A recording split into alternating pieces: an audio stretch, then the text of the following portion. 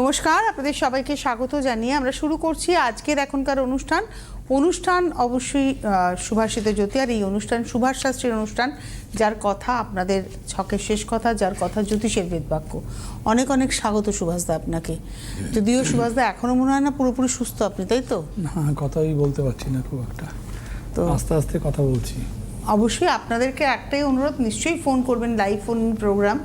আপনারা ফোন করবেন, সুভাষদা যা বলবেন খুব মন দিয়ে শুনবেন, একবারই বলবেন, তারপরে আপনারা সেখান থেকে আপনাদের উত্তরটা কিন্তু পেয়ে যাবেন। ওই একই কথা যদি সুভাষদা রিপিট করেন তাহলে তার পক্ষে হয়তো অনুষ্ঠানটা এগিয়ে নিয়ে যাওয়া সম্ভব হবে না।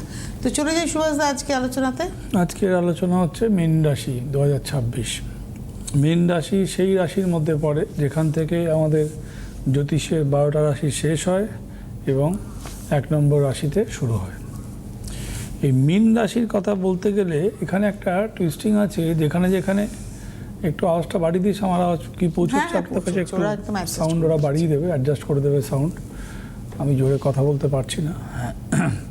যেটা বলছিলাম যে মীন রাশিতে রাশিফল গিয়ে শেষ হয়, আবার মীন রাশিতে মেষ রাশি দিয়ে শুরু হয়। এখানে শেষ এবং শুরু পাহাড়ের একটা খাদ মীন রাশি।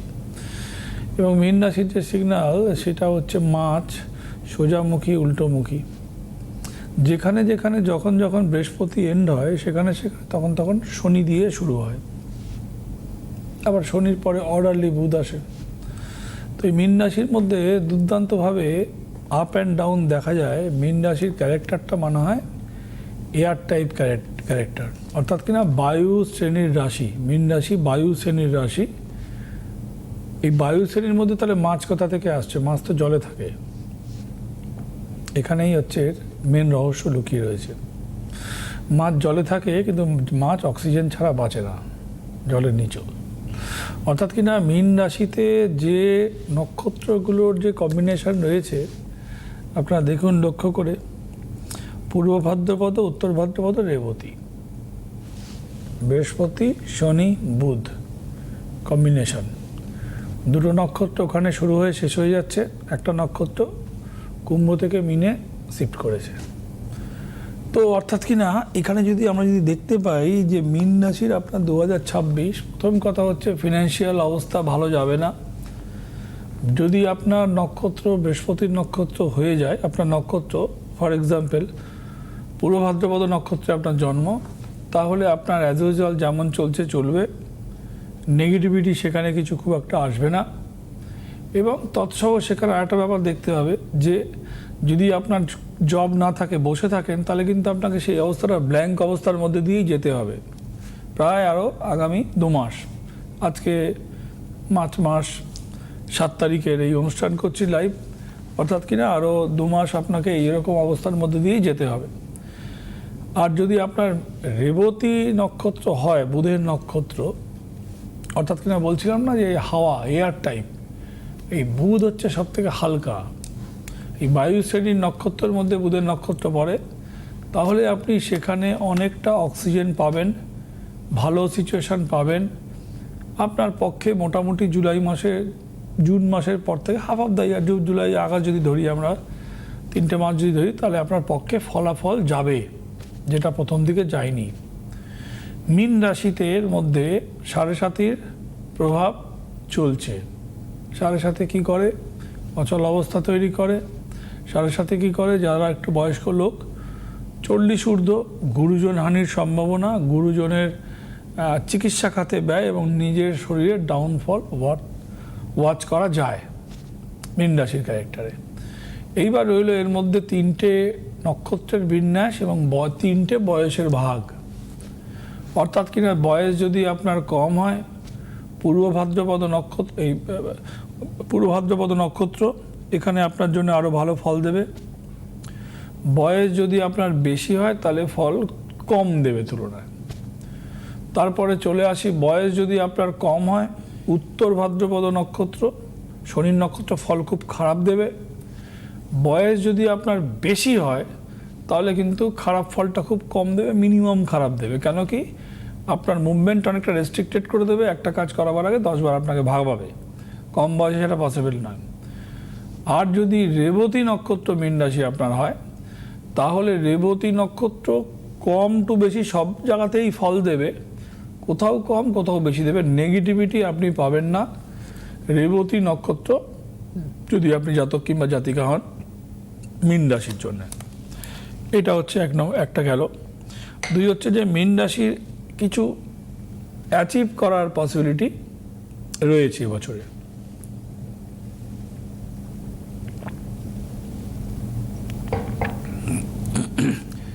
এত কম মানে এবছরে যুদ্ধ বলুন, ফিনান্সিয়াল ক্র্যাঞ্চ বলুন, অস্থিরতা বলুন, শুধু আমাদের দেশও তার বাইরে নয়, যুদ্ধ কোথায় হচ্ছে ভুলে যান।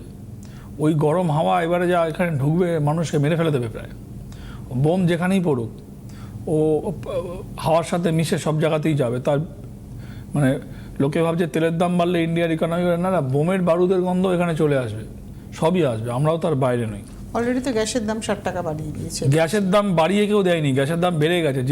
যে বা যারা বলছে বাড়িয়ে দিয়েছে, বাড়িয়ে দিয়েছে ইন দ্য সেন্স বেড়েছে, যেহেতু জ্বালানি এখন আসছে না। হ্যাঁ, তোমার কথাটাই আরেকজনের মুখে শুনলাম, বলছে কেউ বাড়িয়ে দিয়েছে। কেউ কি করে বাড়াবে? সারা বিশ্বে বেড়ে গেছে, তো এটা কারোর হাতে নেই। আমি যদি বলি ও বাড়িয়ে দিয়েছে, তুমি যদি বলো বাড়িয়ে দিয়েছে, এটা একদম সম্পূর্ণ মানে অলরেডি বেড়ে গেছে, আটকে আছে, তো কিছু করার নেই তো সরকারের এখানে কিচ্ছু করার নেই। যে বা যারা বোকা তারাই এসব কথা বলবে। যাদের একটু নলেজ আছে, তেল এবং তেলের এখনো স্টকটা একটু রয়েছে, তেলের স্টকও ভেঙে পড়বে আগামী 15 দিনের মধ্যে, 2 সপ্তাহ। অলরেডি রাশিয়া বা তেল পাঠাচ্ছে, ঘুরিয়ে দিয়েছে জাহাজের মুখ, ঘোরাবে। এবং শুনছি নাকি ইরানও নাকি পারমিশন দিয়েছে ইন্ডিয়াকে, দেবে না দিয়েছে না, তার মধ্যে এফেক্ট পড়বে, কম বেশি এফেক্ট পড়বে।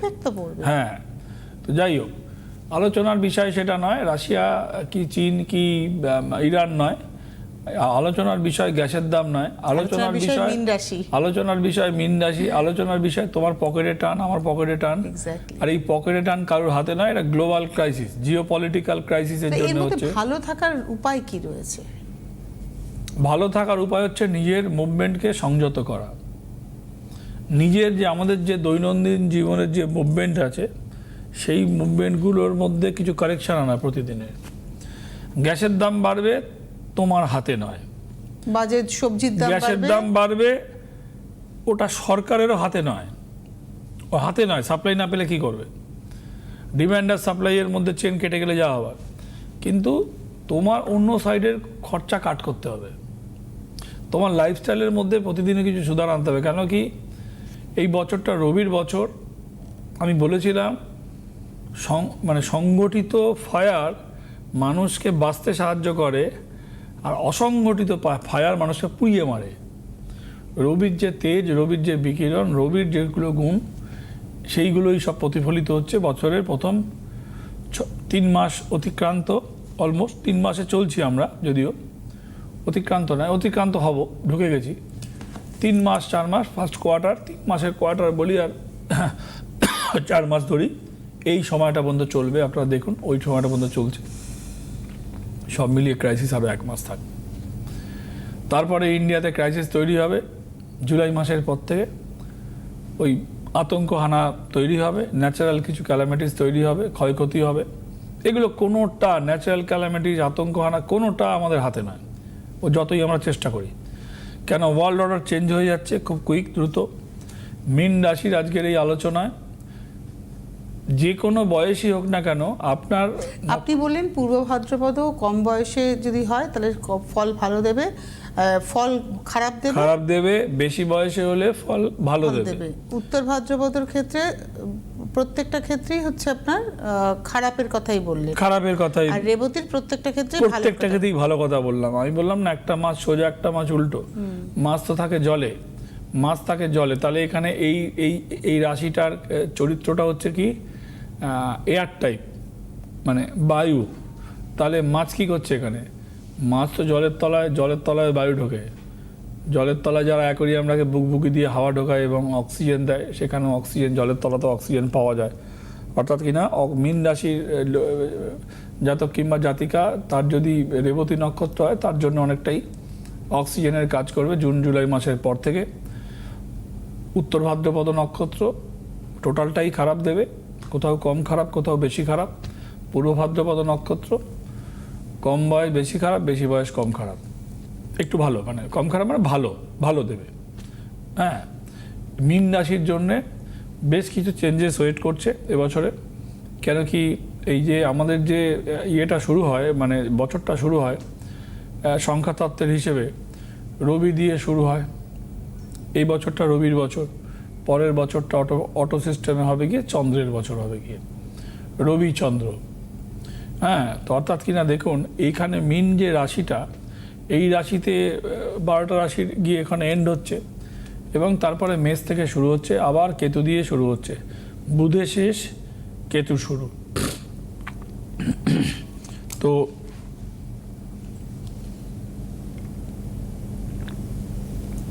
যেটা বলছিলাম যে বুধে শেষ কেতুর শুরু, কেতুর নক্ষত্রের জন্য তো বিরাট ক্ষতি জিনিস। আমার তো রাশিফল আজকে একটা একটা করে ধরে শেষ করলাম, আলোচনার বিষয় থাকবে অশ্বিনী কেতুর 3টে কেতুকে আমি ধরবো, রাশিফল নয়, 3টে কেতু 3টে নক্ষত্রে বসে আছে, ফিক্স হয়ে বসে আছে। অশ্বিনী, মঘা, মূলা, একদম দেখুন ত্রিভুজ। অশ্বিনী হচ্ছে ত্রিভুজের মাথা, মঘা এদিকে হয়ে যাচ্ছে আপনার, কেউ কি ফোনে আছে? ফোনে বন্ধু আছেন। হ্যাঁ, নমস্কার, কে রয়েছেন? হ্যালো। তুলসী নমস্কার, দাদাকেও আমার অশেষ নমস্কার। হ্যাঁ, আপনি কি বলছেন, কোথা থেকে? আমি শ্রীরামপুর থেকে বলছি। আমার ছেলের সম্পর্কে একটু জানতে চাই। শ্রীরামপুর বললেন? জন্ম তারিখটা? হুগলি জেলা। হ্যাঁ, 9/6/97। দাঁড়াও 9/6/97। সময়? সময় হচ্ছে 12টা 20। 9/6/97। 12টা 20 দুপুরবেলা। দুপুরবেলা 12টা 20। কোথায় জন্ম? আর জন্মস্থান হচ্ছে দুর্গাপুর। আপনি দেখেন সুভাষদার অনুষ্ঠান? বাবা দিদি, এতদিন বাদে পেয়েছিলাম, বা ভগবানের মতো আমি আজকে ভীষণ ইয়ে হয়ে যাচ্ছি। কারণ কি সুভাষদাকে পাওয়ার জন্য এত আকুলতা কেন? প্রত্যেক শনি রবিবার আমি ওই সময়টা মানে কোনো ব্যাপারে কাজে রাখি না, ওই সময়টা আমায় দেখতেই হবে দাদাকে। আমি ভীষণ আজকে ইয়ে হয়েছি। মানে আপনি নিজে উপকার পেয়েছেন? আমি অনেক কিছু করি, ওনার যা যা বলেন সেইগুলো মানি। এখন ওই চুলের ব্যাপারটা করছি, নারকোল, তারপরে ওই হোলির দিন ওই গোটা ফল দিয়ে আনারটা দিয়ে উনি যেটা বলেন আনার হচ্ছে শ্রেষ্ঠ, ওটা দিয়ে আমি পুজো করেছি। বাহ। মানে এই যে যতটা পারি শুনি, প্রত্যেক শনি রবিবার আমি কোথাও যাবো না ওই সময়টুকু। এত আমার দাদার উপর ভরসা, কিন্তু আমি যেতে পারছি না। ছেলের সপ্তমে শনি আর কেতু, লগ্নে মঙ্গল আর রাহু, অর্থাৎ কিনা বিবাহ স্থান ভালো নয়। বিয়ের জন্য উতলা হলে কিন্তু মুশকিলে পড়ে যাবে, এবং বিয়ে হলে পট করে ড্যামেজ হয়ে যাবে। সপ্তম স্থানে কেতু আর শনি বসে রয়েছে। সপ্তম স্থানটা হচ্ছে মীন রাশির ঘর, ছেলের সপ্তম স্থানটা হচ্ছে মীন রাশির ঘর। ছেলের রাশি হচ্ছে তোমার মানে কর্কট রাশি। কর্কট রাশির জন্য এবছর ভালো নয়, বারবার করে আমি অ্যালার্ট করেছি, কর্কট রাশির জন্য ভালো নয়। তুমি যদি, আর তোমার ছেলের লগ্ন থেকে সপ্তম স্থানটা হচ্ছে মীন, আজকে আলোচনা করছি, এখানে শনি বসে রয়েছে এবং কেতু বসে রয়েছে। বিয়ে যদি জটক বিচার করে না দাও, বিপদে পড়বে, মুশকিলে পড়বে, বিয়ে হতে চাইবে না। হ্যালো, শুনতে পাচ্ছ কিছু? হ্যাঁ দাদা, হ্যাঁ। এবার আমি বলি, আমরা একটু চেষ্টা মানে জানতে চাইছি, কিন্তু ছেলে একদমই রাজি হচ্ছে না। তা ওর কি যোগ আছে? আপনার কাছে গেলে সেটা আমি ইয়ে করতে পারবো, এগোতে পারবো? হ্যাঁ, পারবে। যেন বিয়ের পরবর্তীতে কিছু হবে না তো দাদা, ওইটা খুব ভয় করে। বিয়ের পরবর্তীতে দেখো, বিবাহ স্থানটা ভালো নয়, প্রথমেই বললাম। বিবাহ স্থানে শনি বসে আছে, কেতু বসে রয়েছে। কর্কট রাশিটা এবছর ভালো নয়। ছেলেকে জোর করো না, ছেলেকে জোর করো না, জোর করলে মুশকিলে পড়বে, ঝামেলায় পড়বে। 1 2 হচ্ছে যে জন্মছকটা খারাপ নয়, কিন্তু সময় এবছরটাকে ওকে প্রায় ছেড়ে দিতে হবে, অলমোস্ট লিমিট করে দিতে হবে, না হলে কিন্তু বেশ ঝামেলা পড়বে তুমি। মানে তুমি মা, তুমি চাইছো বিয়ে দিয়ে দিতে চাইছো, ছেলের বয়স এখন 29+, কিন্তু সেটা কিন্তু ঠিক কাজ হবে না। এটা কিন্তু মাথায় রেখো। টিভির পর্দায় এর থেকে আর কিছু বেশি বলতে পারবো না, বলে আমি সবটাই দিতে পারি। কি সমস্যায় বিয়ে হবে না? যাবো দাদা, ও রাহু কালটের সময়টা বলুন। রাহুকালটা 2:17 থেকে 2:43 পর্যন্ত দুপুরবেলা, এভরিডে 2:17 থেকে 2:43 everyday. You should avoid the Rahukaal. এবং তুমি বিয়ে দিলে কিন্তু ঝামেলায় পড়ে যাবে, বিয়ে কিন্তু জোর করে দেওয়া ঠিক হবে না। এটাই আপনার কাছে সামনের বছর না এই বছরের শেষে গেছে? বছরটা শেষেও আসতে পারো, এন্ড অফ দ্য ইয়ার আসতে পারো। অনেক ধন্যবাদ ফোন করার জন্য। ঠিক আছে। আপনার প্রত্যেকটা উপাচার করেন এবং উনি কিন্তু বললেন যে আমি করে তো যাচ্ছি, কথাই উনি বললেন। এবং উপাচারের কথা তো আপনি বলেন যে ওটা টাইম টেকিং অনেকটা। পৃথিবীতে যেগুলো টাইম টেকিং নয় সেগুলো তাড়াতাড়ি অস্তিত্বহীন হয়ে পড়ে, যেগুলো সময় নিয়ে হবে সেগুলোই অস্তিত্বে থাকে এবং মাথা উঁচু করে থাকে। যা কিছু তুমি সস্তায় অর্জন করবে, পাবে কথাটা বললাম না, দুর্নামও অর্জন করতে হয়, সুনামও অর্জন করতে হয়। যা কিছু তুমি সস্তায় অর্জন করবে এগুলো তাড়াতাড়ি বিলীন হয়ে যাবে। এটাই জীবনের রীতি। এখানে এর মধ্যে কোনো জ্যোতিষের কিছু গ্রহ, কোনো রহস্য কিছু লুকিয়ে নেই জীবনের। আমি বলছিলাম যে মীন রাশিতে জ্যোতিষের রাশিফল গিয়ে শেষ হয়। আপনি কেতুর নক্ষত্র নিয়ে কথা বলছেন। হ্যাঁ হ্যাঁ, ওই বললাম না, ট্রায়াঙ্গেল করেছে, সবার মাথায় বসে আছে অশ্বিনী নক্ষত্র, আর ওর থেকে ট্রায়াঙ্গেলের বাঁ দিকেরটা হচ্ছে মঘা নক্ষত্র, ডান দিকেটা হচ্ছে মূলা নক্ষত্র। একটুখানি দেখবেন সমান্তরালে বসে আছে, ডান দিকেরটা একটু নিচু বসে আছে। সব থেকে খারাপ সময় আসতে চলেছে অশ্বিনী নক্ষত্র, যাদের বয়স 60 ঊর্ধ্ব। কেতুর নক্ষত্রকে রাজ নক্ষত্র বলা হয়।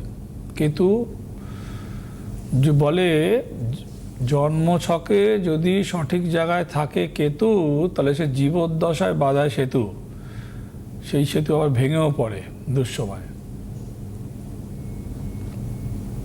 সময়ের থেকে বেশি জিনিস দেওয়ার ক্ষমতা রাখে কেতু। কেতু হচ্ছে হেডলেস, রাহু হচ্ছে অনলি ফর হেড। কেতুর কিন্তু বিনাশ আছে, রাহুর কিন্তু বিনাশ নেই। কেতুর যে নক্ষত্র ধার্মিক, সে যখন অধর্মর কাজে লিপ্ত হয় তার বিনাশটা জীবনের শেষের দিকে মৃত্যু পর্যন্ত ঘটায় এবং খুব প্যাথেটিক লাইফটা শেষের দিকে গিয়ে ঘটায়। যেহেতু কেতুর ক্যারেক্টারটা হচ্ছে ধর্ম ওরিয়েন্টেড, কেতু হচ্ছে জ্ঞান, ধর্মপরায়ণ। এই আমাদের যে জ্যোতিষের যে কথাবার্তা বলছি, এখানে কেতুর অনেক অবদান আছে। কেতু অ্যাস্ট্রোলজিকে লিড করে, লিডার অফ দ্য অ্যাস্ট্রোলজি। অর্থাৎ কিনা সেই যখন দেখবেন বহু জ্যোতিষের অস্তিত্ব নষ্ট হয়ে গেছে, তারা একটু অন্যরকম চালাকির আশ্রয় নেওয়ার পরে কেতু তাদের ডিস্ট্রয় করে দিয়েছে। মানে গঠনমূলক কাজ থেকে সরলেই তার ধ্বংস তার অনিবার্য। ফোন আছে দেখাচ্ছে। নমস্কার, কে রয়েছেন? নমস্কার ম্যাডাম, আমি সোদপুর থেকে ঝুমা কথা বলছি। কার সম্পর্কে জানবেন? ম্যাম আমি আমার জানতে চাইছি। Date of birth. নমস্কার স্যারকে, নমস্কার আপনাকে ম্যাডাম। জন্ম, এই তোমার আওয়াজটা কমে গেল কেন? গলার আওয়াজটা ফট করে পড়ে গেল। হ্যালো, হ্যাঁ স্যার। আপনার ডেট অফ বার্থ বলুন। হ্যাঁ ম্যাম, আমার ডেট অফ বার্থ হচ্ছে 2/10/1986। 86? হ্যাঁ 2/10/1986। সময়? সন্ধ্যে 7:30 PM। সন্ধে তো বলছো, তাহলে আবার পিএম? হ্যাঁ হ্যাঁ হ্যাঁ, সরি স্যার, 7:30। কোথায় জন্ম? কলকাতা। তোমার যা ছক, তাতে তোমার কাজকর্ম বন্ধই হবে রোজগারের জায়গায়। কি করো তুমি? হ্যাঁ স্যার। তোমার কাজকর্ম হ্যাঁ, আমি- বন্ধ, ঝাপে লাঠি। শোনো একটা কথা, ছকটা একটু ফেলছি। তোমার যা ছক না, এই রবি চন্দ্র কেতু বসে রয়েছে, ষষ্ঠে বসে রয়েছে, শুক্র পজিশনালি একাদশে, দ্বাদশে রাহু, একাদশে বৃহস্পতি শনির ঘরে বসে ড্যামেজ হয়ে গেছে। মঙ্গলটা তুঙ্গ আছে, মঙ্গল তোমাকে একটা লিডার পজিশনে এনেছিল। দশমে কর্মস্থানে মঙ্গল ছিল, অর্থাৎ কিনা স্বনির্ভর কাজের প্রবণতা বেশি ছিল। কি করতে তুমি? স্যার আমি একটা কাজ করতাম, সেটা কালেকশনে। আমি আপনার কাছে গেছিলাম স্যার, আপনি আমাকে রেমিডিও দিয়েছেন 2023-এ। আচ্ছা, ঠিক আছে স্যার, আমার কাজের ওখানে অনেক সমস্যা হচ্ছিল 2023-এ জুলাই মাসে, যে শ্রাবণ মাসে আমি গেছিলাম স্যার আপনার কাছে। আপনি আমাকে রেমিডিও দিয়েছেন, আমি তারপরে কাজের জায়গায় আবার ফিরি, ওই জায়গায় আবার ঠিকঠাক সবকিছু চলছিল স্যার। কিন্তু হঠাৎ এই আগের উইকে ফেব্রুয়ারি 14 তারিখে আমার সাথে আবার আমার পার্টনার যিনি ছিলেন ওনার সাথে ঝামেলা হয়। তো উনি আমাকে বিজনেস থেকে বলতে তুমি চলে যাও। তুমি কি বারাসাতে এসেছিলে? স্যার আমি বারাসাতে না, আপনার এতে গেছিলাম, মানে ভবানীপুর চেম্বারিতে। ওনার কিন্তু আর বারাসাতে আমি আমার হাজবেন্ডকে নিয়ে গেছিলাম স্যার। বুঝতে পেরেছি। ওটা পার্টনারশিপে করতে তুমি কিছু নাকি ওর সাথে? একটা একদম স্যার, হ্যাঁ একদম, হ্যাঁ আমি স্যার পার্টনারশিপে ছিলাম। বুঝতে পেরেছি। মানে তোমার এই ছকের মধ্যে দুটো জিনিস লুকিয়ে রয়েছে, মানে কাজ করতে গিয়ে প্রেম, আর প্রেম করতে মানে কাজের জায়গায় একটা অ্যাফেয়ার মতন তৈরি হবে, বন্ধুত্ব অ্যাফেয়ার হোয়াট এভার, সেইটা কিন্তু নষ্ট হয়ে যাওয়াতে তোমার কাজের জায়গায় চ্যুতি ঘটেছে। কি বললাম কথাটা বুঝতে পেরেছো? হ্যাঁ স্যার, এখন স্যার আমি না তোমার এই কাজের জায়গাতে এটা একটা পার্টনার, কি কোনো মেল পার্টনার ছিল মানে কাজের জায়গায়? হ্যাঁ স্যার, মেল পার্টনার ছিল। মেল পার্টনার ছিল, সে তাকে তোমার বিরুদ্ধে কোনো রকম হওয়াতে সে তোমাকে অ্যাভয়েড করছে এবং তোমাকে ওখান থেকে একটা হয়েছে। তার জীবনে কোনো মেয়ের প্রবেশ ঘটবে কেন কি? তোমার যে ছকের যে কম্বিনেশনটা সেটা ওই কাজের জায়গায় শত্রুতা। এখন শত্রুতা তো সব জায়গাতেই হতে পারে, একটা মেয়ের সাথে মেয়ের বেশি শত্রুতা হতে পারে, কিন্তু এই শত্রুতাটা এরকম শত্রুতা নয়। এখানে তোমাকে কেটে দেওয়ার চক্রান্ত শত্রুতা, এবং তোমার এই কাজের জায়গায় একটু বন্ধুত্ব বলো, প্রেম বলো, নট অনলি পার্টনার, ফ্রেন্ডশিপ, সেইটা অনেকটা ডিটোরিয়েট করেছে এবং সেইখানে কারোর প্রবেশ ঘটাতে তোমার এই কাজের জায়গায় এটা হয়েছে। এটা সাডেনলি হয়েছে, মানে খুব বেশি দিন হয়নি। না, আপনার প্রতিকার নিয়েও কিন্তু ভালো ছিল বললো। ভালো ছিল, এখন কেউ জুটেছে। আমি কি বললাম তোমাকে, ওর মেল পার্টনার, ওর যে ব্যবসার যে পার্টনার মানে রোজগারের, সেটা একটি ছেলে, এবং সেখানে কেউ কাঠি করাতে ওর ওপরে তার ইয়েটা বিকর্ষণ করে একটা মানে অ্যালার্জি তৈরি করাতে ওকে অ্যাভয়েড করছে। আমি তো ওটা অনেকক্ষণ ধরে ভাবলাম। আপনি বললেন তো, স্ট্রেটই কথা বললেন। হ্যাঁ স্ট্রেটই তো বললাম, একটা বন্ধুত্ব বলো, একটা ভালো লাগা বলো, হোয়াট এভার সেটা ছিল এবং কাজ ছিল সেটাতে। সেইখানে কোনো দ্বিতীয় কোনো মেয়ের চুলকুনিতে ওটা হয়ে গিয়ে এটা হয়েছে। এটা তো বললাম তো কম্বিনেশন রবি কেতু বসে আছে, মানে শত্রুতা হচ্ছে, এনিমি প্রবলেম। কিন্তু কেতু রবির সহায়ক গ্রহ মানা হয়, কেতু সহায়ক গ্রহ। তাহলে কি হচ্ছে এখানে আমরা আগামীকাল তাহলে কেতু নিয়ে কি বিশদে আলোচনা করব? না, ওটা এখনই বলা যাবে না। আমি আজকে চিন্তা ভাবনা করে, আচ্ছা, কেতুর আলোচনা আসতেই হবে। কেতু রবির সহায়ক, আর রবির এগেনস্টে গেলে তার নাশ হয়ে যাবে। কেতু দ্য হেডলেস প্ল্যানেট, এবং সর্বোচ্চ জায়গায় তুলে নিয়ে যেতে পারে এবং ওইখান থেকে তার বিনাশ ঘটাতে পারে। কেতু খুব ধার্মিক প্ল্যানেট, কেতুর অনেক কোয়ালিটি আছে, কিন্তু ইনস্ট্যান্ট কাজ করতে পারে না কেতু। It will be take time. ধ্বংস হতেও সময় নেয়, তুলতেও সময় নেয়। যতটা তোলে ততটাই ধ্বংস করে, তার থেকে একটু বেশি ধ্বংস করে। আজকের হাতে সময় নেই সুভাষদা। আচ্ছা, আমাদের বিদায় নেওয়ার পালা, কিন্তু এখানেই তো শেষ নয়। আগামীকাল আবার যথারীতি অনুষ্ঠান রয়েছে সন্ধ্যা 6:35-এ। মায়ের আশীর্বাদ, গুরুদেবের নির্দেশে তার এই পথে হাঁটা, তার কথা আপনাদের ছকে শেষ কথা হয়ে ওঠা, তার কথা জ্যোতিষের বেদবাক্য হয়ে ওঠা, 18 থেকে 19 লক্ষ মানুষ দেখার অভিজ্ঞতা, তার পরামর্শ আপনি নিচ্ছেন। আপনি যখন আসছেন তার কাছে, প্রতিকার পরে আসে, আগে কিন্তু প্রপার কাউন্সিলিং, প্রপার আপনার পরামর্শ, তো বিচার। অনেক ধন্যবাদ জানাবো সুভাষদাকে, ধন্যবাদ আপনাদের। আবার আগামীকাল দেখা হচ্ছে, ভালো থাকবে সকলে। জ্যোতিষ হলো বেদের অঙ্গ, আর সুভাষ শাস্ত্রীর কথা জ্যোতিষ জগতে বেদ বাক্য।